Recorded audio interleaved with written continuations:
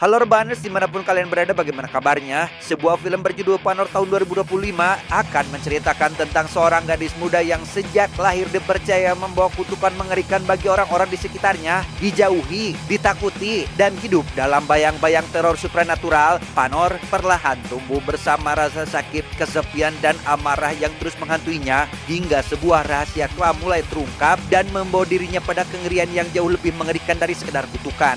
Nah loh, daripada banyak bercocot di awal dan kopi hitam keburu putih, yuk langsung saja pasang handsfree, simetriskan posisi rebahan, kencangkan celana dalam, selamat menonton. Dan berlatar di sebuah desa terpencil saat musim santet merajalela, terlihat sekelompok burung gagak saling bergerombol menyambut kelahiran seorang bayi perempuan yang dipercaya akan membawa kesialan dan malapetaka bagi penduduk desa.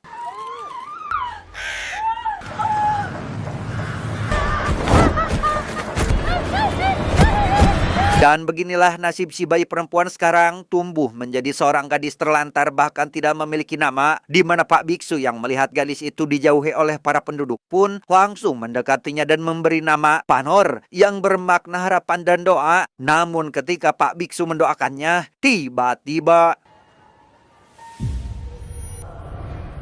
Ayu Wano. entah apa yang terjadi, Pak Biksu langsung muntah darah tepat setelah bersentuhan dengan Panor, di mana hal itu memperkuat dugaan masyarakat bahwa Panor adalah benar-benar anak yang terkutuk. Beberapa tahun kemudian, Panor kini sudah tumbuh lagi menjadi seorang gadis remaja single. Boro-boro mencari pacar, mencari teman pun sulit, karena memang Panor sejak awal sudah dicap sebagai anak pembawa sial.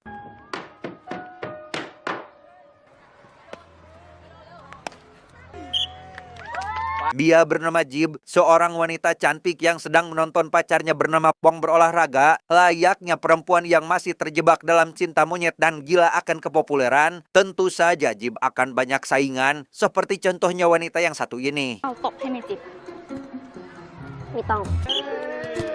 Tepat setelah Pong selesai berolahraga, saingan Jib pun sekonyong-konyong datang membawakannya minum. Tentu saja hal itu membuat Jib CS kesal dan langsung merengkasnya sampai terjatuh. Namun ketika Pong datang membantu si gadis, tiba-tiba saja seekor laba-laba merayap di pipi Pong sehingga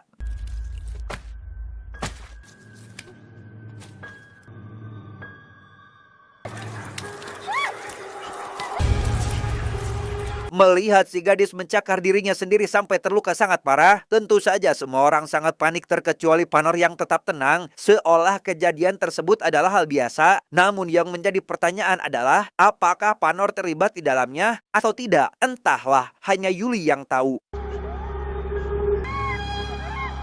Sepulang sekolah, Panor biasa berjualan kue milik ibunya. Meski dicap orang terkutuk, ada saja orang yang baik dan memperlakukan Panor seperti manusia normal. Contohnya kakek nenek ini yang memborong habis semua dagangannya. ขอบคุณค่ะ จ้า นี่ แล้วปีนี้จบม .6 แล้วไม่ใช่เหรอ หนูจะสอบเรียนครูค่ะ ตั้งใจเรียนล่ะ Pulang dari pasangan kakek nenek, Panor kemudian mengantarkan dagangan kepada pamannya bernama Tri. Kebetulan di sana ada seorang wanita yang SKSD atau sok kenal sok dekat kepada Panor bernama Theo, yang ternyata adalah teman sekelas Panor sendiri.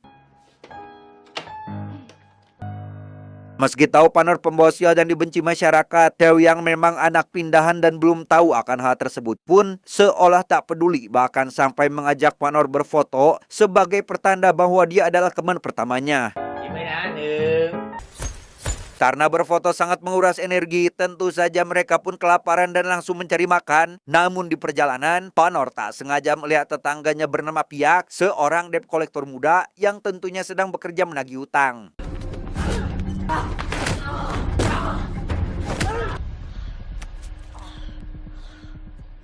Sadar ada yang memperhatikannya dari kejauhan, Pia pun langsung mengalihkan pandangannya untuk melihat siapa orang tersebut. Di mana hal itu tentu saja dijadikan kesempatan oleh si penghutang sehingga entah Piak ini keturunan Limban atau memiliki ajian rawa rontek, perutnya terlihat baik-baik saja meskipun tersayat pisau. Khawatir dengan keselamatan Piak, tentu saja Panor pun langsung datang membantunya, berharap Piak baik-baik saja. ฆ่ากูดิ เหมือนที่มึงฆ่าแม่กูไง Ternyata alasan kenapa pihak sangat membenci Panor adalah bermula ketika mereka masih kecil saat Panor datang ke rumah pihak untuk memberikannya permen, di mana keanehan terjadi saat ibu pihak datang menyambut kedatangan Panor dengan penuh kebencian dan tiba-tiba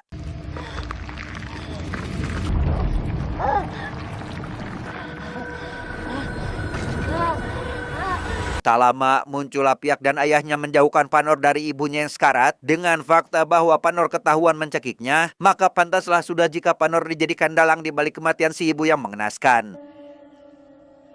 Meski sekarang Theo mengetahui alasan kenapa pihak sangat membenci Panor yang dianggap sebagai dukun, ia sama sekali tidak takut, bahkan menganggapnya keren bisa berteman dengan Panor. Namun satu hal yang masih mengganjal di hati Theo adalah alasan kenapa pihak tidak terluka saat ditikam. เปียกก็เล่นของเหรอ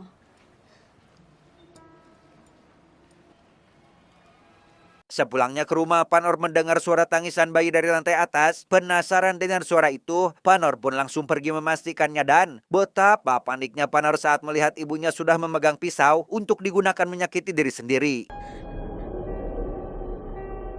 ปล่อยกู Berhasil menghentikan aksi gila ibunya, Panor pun langsung mensimetriskan posisi rebahan dan mengencangkan celana dalam karena waktu tidur sudah tiba. Namun, baru saja tertidur, ia malah bermimpi aneh tentang sebuah sekte sesat dengan sang ibu yang menjadi salah satu anggotanya.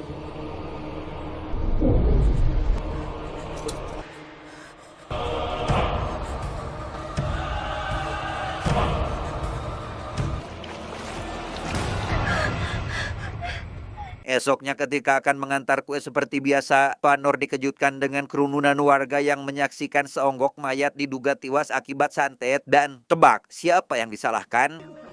อีพานอมึงใช่ไหมที่ฆ่าผัวกูอีชั่ว Kasihan dengan Panor yang selalu disalahkan atas apapun terutama santet, Theo dengan baik hati membawanya pergi dari sana dan mengajaknya curhat. Di sana Panor bercerita bahwa semalam ia bermimpi tentang sebuah acara yang setiap anggotanya memiliki tato sama seperti mayat tadi, dan karena tidak ingat wajah mereka, maka Panor pun langsung menggambar tato atau satu-satunya hal yang sangat ia ingat. เราไปวันล้างกันไหม Baru saja akan pergi melakukan investigasi ala bocil, tiba-tiba saja Panor mengalami pendarahan hebat karena datang bulan. Setelah membawanya ke rumah si kakek nenek, Theo pun langsung pergi mencarikan pembalut yang ada sayapnya dan sebotol kiranti di salah satu apotek terdekat.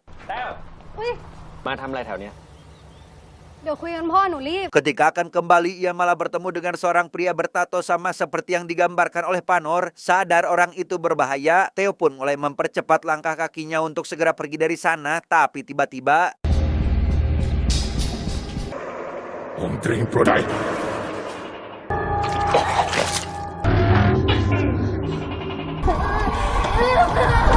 lama tak datang, Panor langsung pergi mencari di mana Theo berada. Berlokasi di gang sempit saat Panor berhasil menemukan Theo, ia dengan cepat menyentuh lehernya dan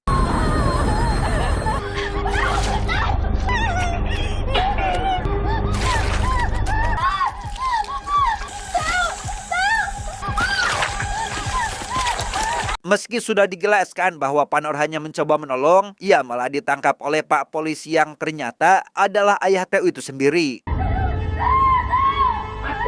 Pak Polisi itu pun pergi menemui dokter forensik untuk menanyakan sebab musabab anaknya bisa meninggal. Apakah Panor benar-benar melakukannya? Berdasarkan penuturan si dokter, organnya terkoyak seolah dihancurkan dari dalam dan Panor mustahil bisa melakukan hal seperti itu.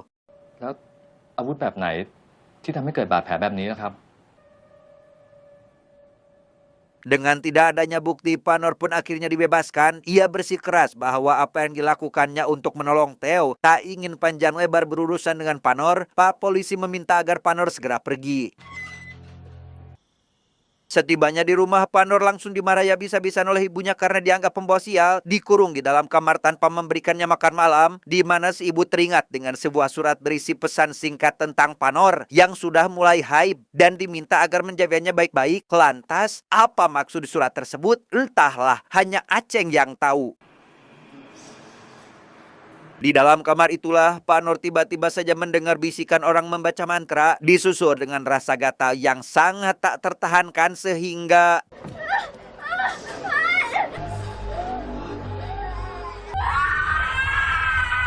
Dan seperti inilah penampilan Panor sekarang pasca ganti kulit semalam, putih mulus tanpa adanya bekas bisul, cacar, kurap, panu, dan hapur. Dan bagi siapa saja yang melihat ke arah Panor, ia akan langsung jatuh hati pada pandangan yang pertama.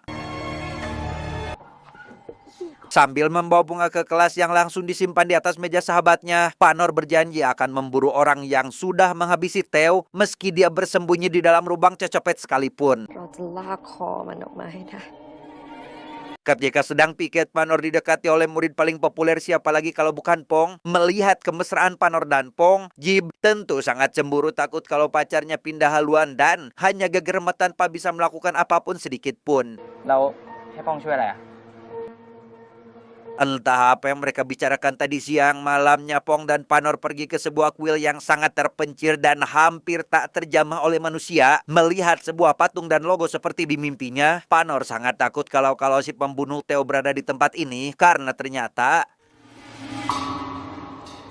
ขอบใจนะป้อง เราเชื่อแล้วแหละว่าป้องรักเราจริง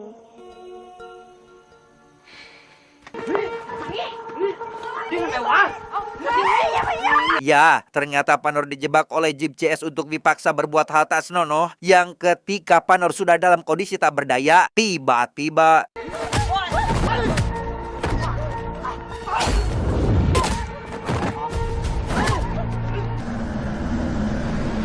dengan cepat pihak membawa Panor kembali setelah Pong CS berhasil dikalahkan. Alasan kenapa pihak membantu Panor adalah siang tadi ia tak sengaja melihat percakapan Jib dan Pong terkait niat jahatnya terhadap Panor. Namun karena gengsi mengakuinya, maka pihak beralasan bahwa satu-satunya orang yang boleh menyakiti Panor adalah pihak itu sendiri. คนที่จะทรมานแกได้มีแค่ฉันคนเดียวเท่านั้น Teringat dengan apa yang Theo katakan tentang membela diri, esoknya Panor pun mendatangi Pong CS untuk balas dendam sehingga dengan sebuah gunting konveks yang ukurannya cukup besar, Panor berhasil mengalahkan Pong, bahkan sampai menggores pipi Jib sampai membuatnya tidak terlalu cantik lagi. Yang menurut opini pribadi saya sendiri, Jib masih sangat cantik meski ditambah satu goresan lagi sekalipun.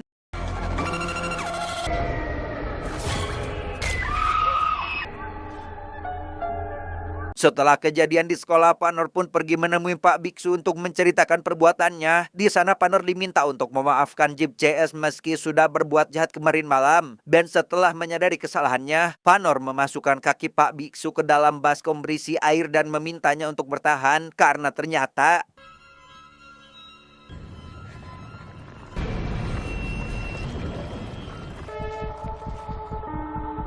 entah apa yang dirahasiakan Panor dan Pak Biksu dari semua orang, namun yang pasti mereka tidak sadar bahwa pihak sedang memperhatikannya. Sementara Panor bersama Pak Biksu, Jib CS terlihat berada di rumah seorang dukun untuk balas dendam dengan menyantet Panor. Dan disinilah akhirnya terungkap sebuah fakta bahwa si gadis yang dulu pernah mencakar dirinya sampai luka robek-robek adalah ulah Jib yang takut kehilangan Pong Simokondo. Dari wetan pulang ke wetan asal, jangan dari wetan pulang ke kulon, itu namanya keder. Setibanya di rumah, Panor buru-buru mengunci pintu takut kalau ada orang yang berniat jahat kepadanya. Yang baru saja beberapa langkah memasuki rumah, tiba-tiba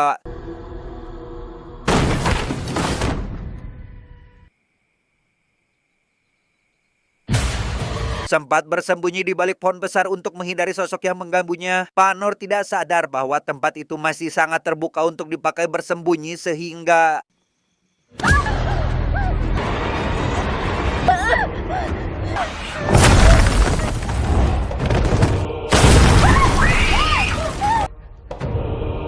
entah datang dari mana, Pak Mantri berhasil membantu Panor mengalahkan si dukun. Tidak menyerah, si dukun mulai membaca ajian baru yang langsung menyerang tubuh Panor tanpa sadar bahwa keputusan tersebut hanya akan menuntunnya pada kematian.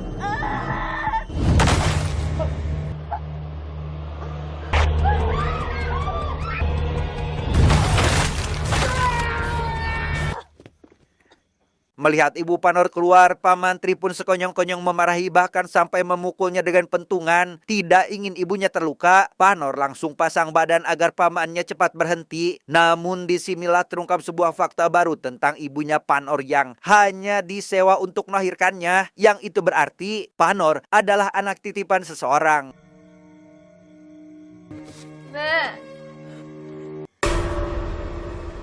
Setelah mendapat bayaran atas jasanya, ibu pun pergi meninggalkan Panor bersama si paman yang akan membawanya melakukan ritual. Merasa bersalah atas dosanya kepada sang anak, si ibu pun memutuskan untuk berbelot dengan menusuk pamannya dari belakang dan langsung membawa Panor pergi dari sana.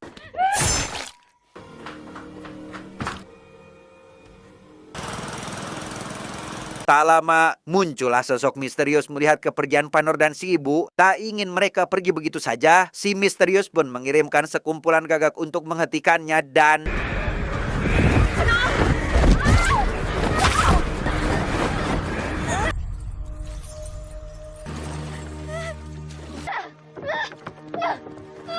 Dia adalah bibinya Panor atau saudara si ibu yang sengaja datang menjemput, di mana si ibu yang sekarat akibat diserang puluhan gagak pun hanya bisa berpesan agar si bibi menjaga Panor dari kejaran sekte yang terkutuk.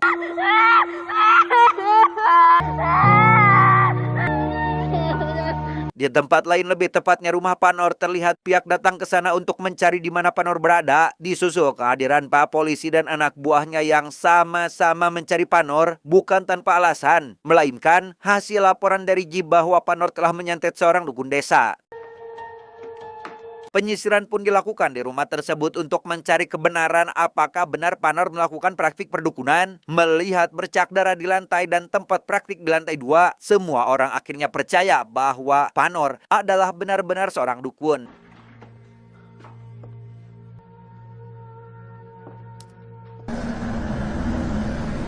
Esoknya Pak Polisi CS membawa bayi kering itu kepada Pak Biksu untuk mencari jawaban terkait apa yang sebenarnya terjadi. Pak Biksu pun menjelaskan bahwa di desa mereka ada sebuah sekte sesat. Demi menjaga kekuatannya, mereka akan mewariskannya pada seorang bayi yang baru lahir dari benih ketua sekte. Dan besar kemungkinan kekuatan bayi ini diserap oleh Panor ketika masih berada di dalam kandungan.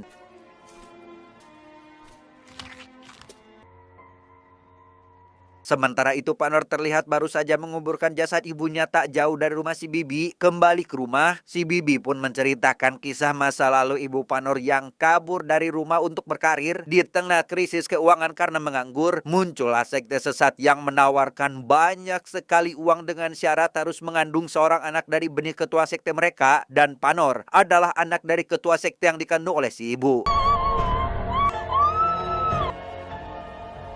Selain menceritakan kisah ibunya, si bibi juga memberikan sepucuk surat yang ibu Panor tulis untuknya beberapa waktu lalu dan harus diberikan setelah ibunya pergi atau bahkan meninggal dunia.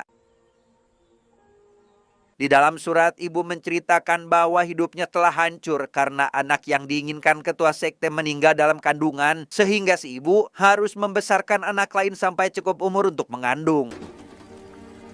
Nah loh, jadi siapa Panor ini sebenarnya? Apakah anak si ibu, si ketua sekte, kembar, atau mohon maaf anak pungut? Entahlah, yang tahu tolong dong komen siapa Panor ini sebenarnya. Lanjut.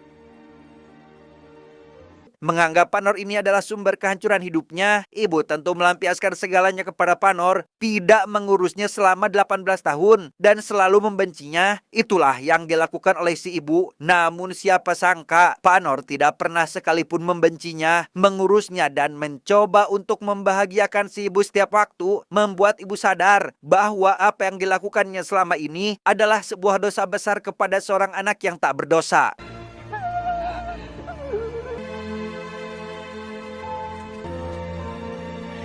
Setelah membaca surat itulah, angin kencang tiba-tiba saja menerjang rumah si bibi sehingga...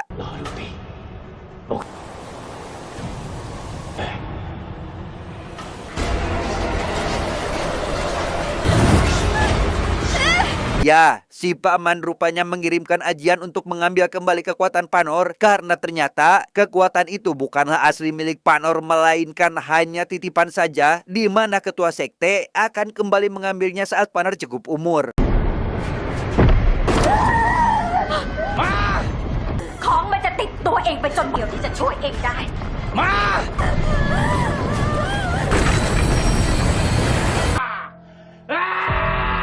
Tepat setelah Pak Polisi pergi, pihak yang masih penasaran dengan siapa sebenarnya Panor pun langsung menanyakannya pada Pak Biksu. Beliau menjelaskan bahwa Panor memiliki kekuatan menyerap kutukan atau santet. ความจริงพนอ มันพยายามจะช่วยแม่ Pada hari di mana ibu Piak meninggal, sebenarnya Panor berusaha menyelamatkannya dari kematian. Namun karena Piak dan ayahnya berpikir lain, mereka harus kehilangan ibunya untuk selamanya. Ayah Piak sendiri rupanya adalah seorang dukun amatir yang suka membuat berbagai macam ramuan setengah jadi. Dan alasan kenapa si ibu bisa terkena kutukan adalah karena ramuan setengah jadi buatan si ayah tiba-tiba saja dipakai oleh si ibu. Untuk mencari tahu kebenarannya, Piak pun bertanya langsung pada si ayah tentang kejadian di masa itu. Dan benar, si ayahlah pelaku sebenarnya kematian si ibu. Dan kenapa si ayah berbohong? Karena dia terlalu takut untuk mengakuinya. Ketika akan pergi berburu, Pak Mantri dihentikan oleh seorang pria misterius yang memintanya untuk berhenti. Meski tahu tujuan si paman sangat mulia menghentikan Panor yang kekuatannya sudah bangkit, namun karena masih awam ditambah masih belum stabil, orang misterius itu pun menyuruh si paman untuk menunggu. Karena tak akan lama, Panor sendirilah yang akan datang kepadanya. Panor sendiri pulang ke rumah dan mendapati ada Piak sedang tidur menunggunya. Tanpa memperdulikan hal tersebut, Panor yang kini sudah terbangkitkan pun mulai bertindak layaknya seorang dukun dengan membuat beberapa boneka tanah liat yang disimpannya di depan sebuah sajen. Berlokasi di rumah Jib yang sepi karena ayahnya tidak ada, hal itu dimanfaatkan oleh Jib dan Pong untuk bermesraan. Namun setelah Pong pergi, muncullah Panor entah dari mana, kemudian langsung membacakan Jib sebuah mantra dan Om pria, juntanam pria, kui pria,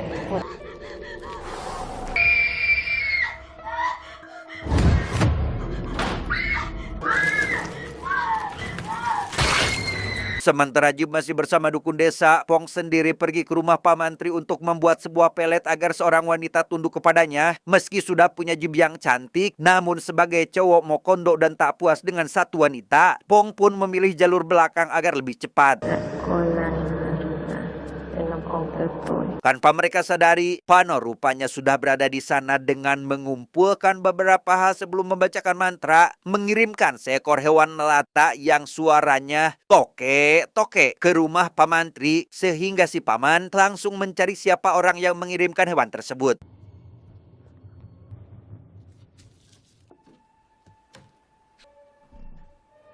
Melihat pamannya keluar dari ruangan, Panor pun langsung memukulnya dari belakang. Panor tidak sadar pamannya sudah membawa boneka tanah liat yang terhubung dengan tubuh Panor sehingga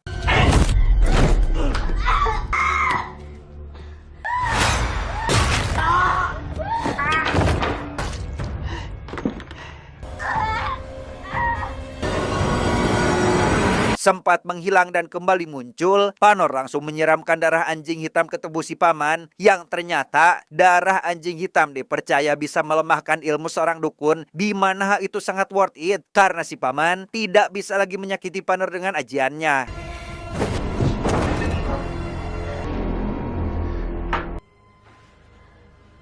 Melihat banyak foto terpajang di dinding, Panor pun merasa heran tatkala melihat seorang bocah sangat dihormati, dan saat menanyakan alasannya, si paman pun menjelaskan bahwa itu adalah ayah Panor yang sebentar lagi akan menemuinya. Pong sendiri melihat Panor dan si paman yang sedang beradu ilmu dari kejauhan, disusul kedatangan Jib dengan kondisi kulit kepala yang mohon maaf agak nyiklak atau bergeser, yang tentu saja membuat Pong sangat ketakutan. Tak lama muncullah sang Ratu Santet, siapa lagi kalau bukan Panor, untuk memulai debutnya sebagai seorang dukun santet profesional. Panor pun menangkap mereka berdua dan melakukan hal ini agar cinta mereka tidak terpisahkan.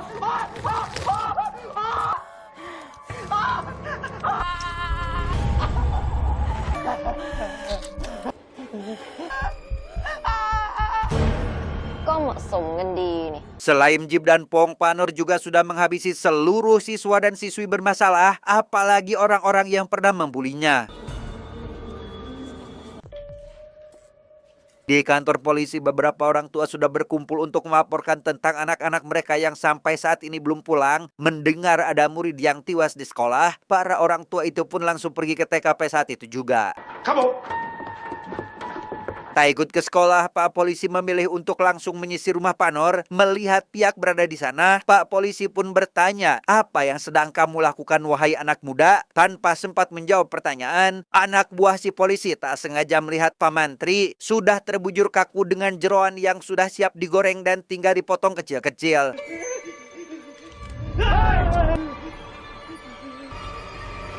Karena Pak Mantri sudah tidak bisa lagi diselamatkan, Pak Polisi pun mulai menyisir rumahnya barangkali bisa mendapatkan sesuatu, namun bukannya mendapat petunjuk, melainkan ya, itu adalah jasad Pong dan Jib yang dibuat tak terpisahkan karena masih belum mendapatkan petunjuk tentang keberadaan Panor. Esok harinya Pak Polisi CS pergi ke acara yang mohon maaf saya juga tidak tahu apa namanya. Namun yang pasti Pak Polisi yakin bahwa Panor akan datang ke sana untuk membalaskan dendam kematian Theo yang sangat dia sayangi.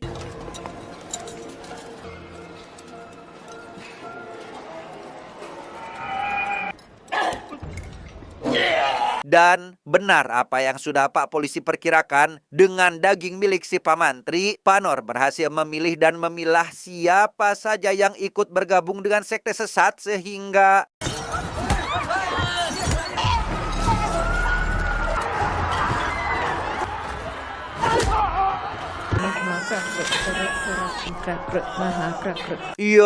toke pun bermunculan dari mulut anggota sekte, disusul kehadiran Panor di tengah-tengah mereka. Kemudian dari balik kekacauan tersebut muncul satu orang lagi yang tidak diduga-duga orangnya, yaitu ternyata ketua sekte yang dimaksud adalah Pak Guru yang selalu mengajar Panor setiap hari. Hanya dengan satu sentuhan saja, anggota sekte pun berangsur pulih dari santetan Panor. Sementara pihak yang tak jauh dari sana, bokongnya berhasil disentuh oleh si ketua sekte yang langsung kejang-kejang karena dimasukkan sesuatu.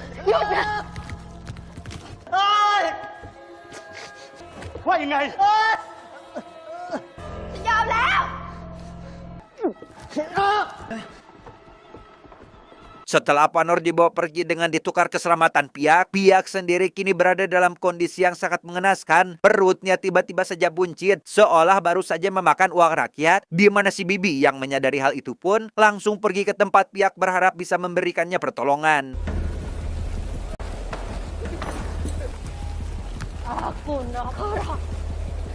Meski sudah berkali-kali membaca mantra sihir, si ketua sekte masih saja belum keluar seolah ingin dia menetap di tubuh pihak. Sampai akhirnya si Bibi nekat mengambil sedikit potongan kulit mayat si bayi, menumbuknya hingga halus, kemudian langsung pihak makan saat itu juga.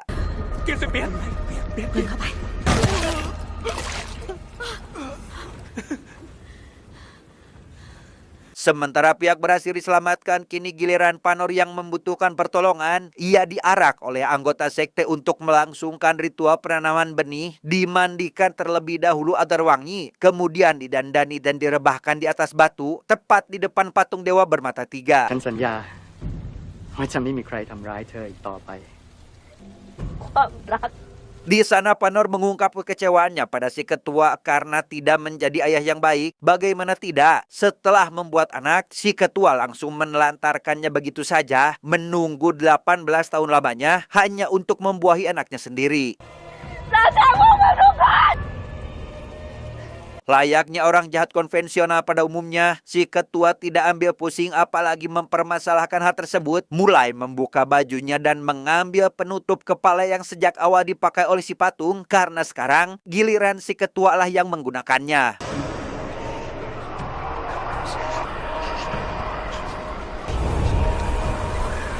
Sejak memakan bagian dari si bayi kering, pihak pun bisa menemukan lokasi keberadaan Panor, sehingga pihak yang mulai menaruh hati kepada Panor pun langsung pergi ke sana sebelum terlambat sehingga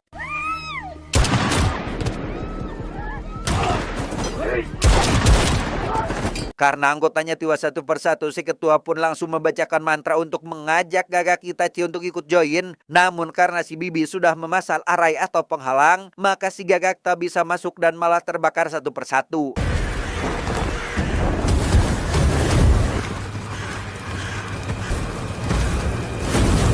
Tak punya pilihan selain melawan, si ketua pun memasangkan helmnya pada Panor kemudian membacainya beberapa mantra. Namun di tengah rapalan tersebut tiba-tiba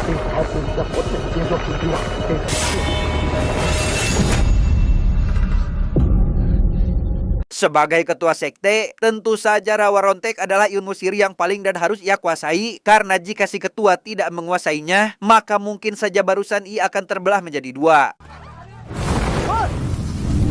Tidak hanya gagat saja, tepat ketika si ketua akan menghabisi Piak, tubuhnya tiba-tiba saja terbakar yang ternyata adalah ulahnya si Bibi. Namun karena telah bersatu dengan tanah, maka si ketua akhirnya selamat untuk yang kedua kalinya. Tumbangnya si Bibi membuat si ketua bisa menggunakan lagi kekuatannya secara optimal. Melihat Piak ditangkap oleh si ketua, Panor yang tak ingin Piak terluka pun akhirnya setuju dengan apa yang si ketua perintahkan. Selesai dengan perintah itu dan kembali membuka topengnya, Piak pun mengatakan bahwa darahnya bisa mengalahkan si ketua, entah sudah meminum darah anjing hitam atau memiliki darah spesial. Panor yang tak ingin kehilangan kesempatan ini pun langsung melakukannya sehingga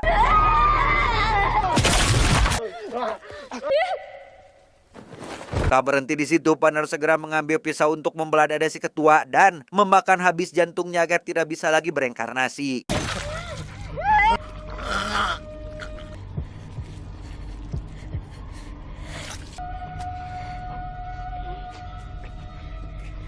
Untuk menghentikan semua kegilaan ini, Panor kembali duduk di atas altar. Tidak seperti anggota sekte yang mendambakan kekuatan, Panor justru malah melakukan sebaliknya dengan mengembalikan kekuatan terkutuk ini.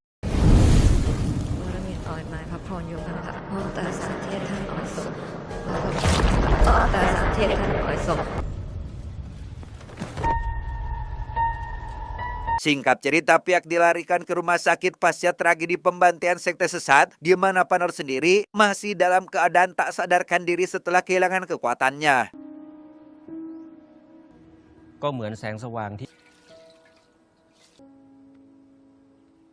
Beberapa waktu berlalu, Panor masih belum menunjukkan tanda-tanda akan terbangun. Piak mencoba untuk berkonsultasi pada Pak Biksu berharap mendapatkan petunjuk, namun di sana Piak hanya bisa pasrah tatkala Pak Biksu menyuruhnya untuk mengikhlaskan Panor untuk selamanya. Malamnya ketika semua orang sudah pasrah akan kesembuhan Panor, datanglah seekor kupu-kupu hinggap di tubuh Panor, sehingga di keesokan harinya Panor tiba-tiba saja terbangun tanpa mengingat siapa dia yang sebenarnya.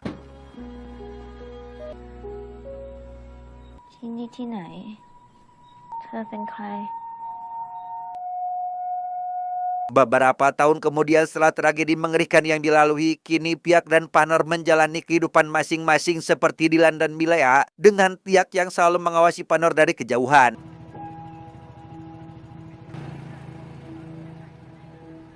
Ketika sedang belajar, para murid yang tidak bisa diam saat guru sedang mengajar pun tentu saja membuat Panor sangat kesal, sampai-sampai dia berkata seperti ini. Tamat, endingnya sangat membagongkan.